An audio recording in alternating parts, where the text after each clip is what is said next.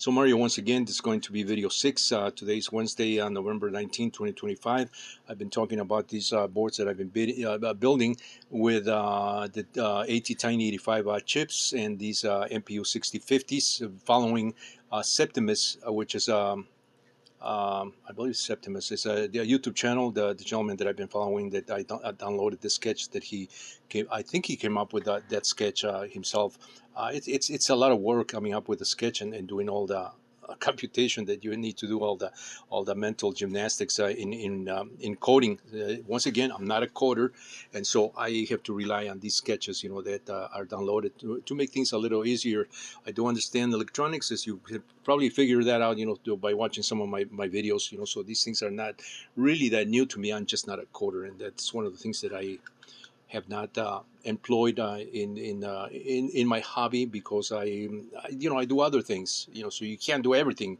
Yeah, imagine if you could do you could be a doctor, could be a lawyer, you could be an engineer, you could be all those things. It's so we have to we have to balance our time accordingly. But anyway, this is the schematic that with the components.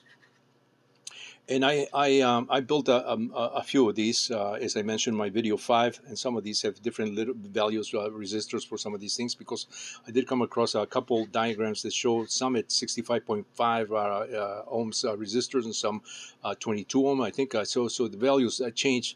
You can change this, and my next board I'm planning on installing potentiometers instead of these resistors here.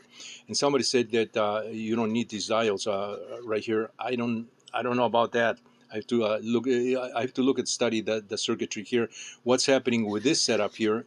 But I also have to look at the internal architecture of this ATtiny85 to see what's connected to what, and how that interacts with these external components that you need in order to get this to talk to the MPU6050.